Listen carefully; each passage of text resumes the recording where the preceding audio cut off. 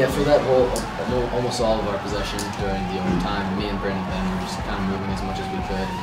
Their defense was doing a good job of splitting us and kind of playing good defense, and luckily I was able to lose one of them for a second, and I was just standing open in front of the crease, and again, Zach made a great look, and I was able to put it in the goal. I think they had just finished sliding to John coming down the side, and they got a trail check on him, and luckily the ball bounced right to me. But I think they kind of looked at the ball just for a split second, and I was able to see Robbie's the head of his stick, and I just threw it in there. And Rob made a great play for him. That's a very good lacrosse team we played. We got caught up playing their style a little bit. I hope we proved that we can play up and down. I think we made some really unintelligent decisions. But in the end, I think, you know, it comes back to we worked hard this week in practice. It's the first time, and I can't tell you how many months that we've had one full good week of practice. I always look down my bench and give our guys a lot of credit. I felt like our guys in our locker really pulled their neck in the second half and put us in a position to win a game. And you know, what we need to figure out is just, you know, how to come out and play that second half in the first half, and not let a team get away from us a little bit in the first quarter. And again, we got to give Johns Hopkins a lot of credit for coming out and playing with the energy they did. But I felt it took us a little while to maybe get over our emotions of a big game, maybe over the environment of a big game. But this is the type of environment that makes you better. And this is the type of environment that you need to see, you know, in May and handle. And I thought our guys responded. I thought our guys played awful hard in the second half, and you know, put us in a position to win a game, quite honestly. We talked really a lot about getting custody of those guys coming off of picks, and I thought we did a good job defensively of that today.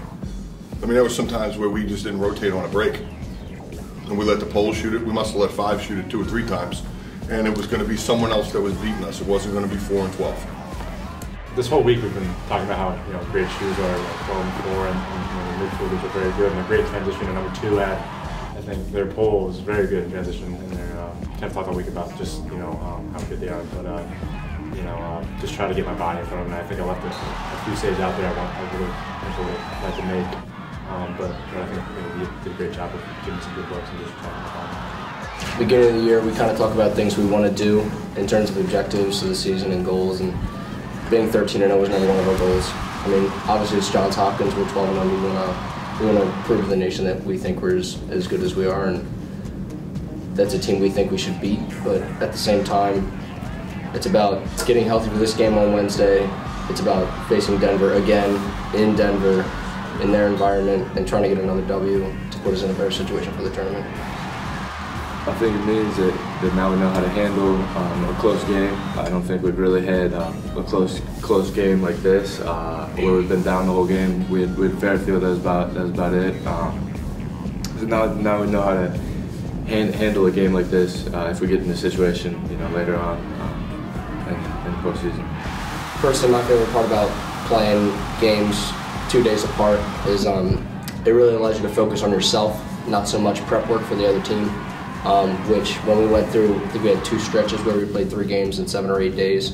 We really just focused on ourselves, executing, sharpening things up, and then not as much personnel work for the other team. We were really focused on ourselves. So I think that plays to our strengths at times, because we know how good we can be, and if we just perfect the things that we need to do, I think we can beat anybody we need to. When you're at Johns Hopkins and you beat Virginia, everybody tells you you're going to win the national championship.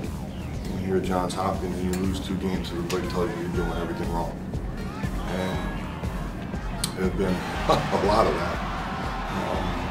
And I guess coaxing isn't the right word. It was just more helping them to recognize that we weren't as good as people said we were when we were number 1. And we're not as bad as people say we are when we lose 2 in a row. We had a lot of fight in us. And when you play this team plays as hard. I'd like my team to continue to play the way they played today, because I have great respect for how hard Loyola College plays, or Loyola University. So I'm going back to my days when I was there. They play hard. There's nothing That's nothing less is acceptable. And I thought we had to match that intensity, and I thought we did today.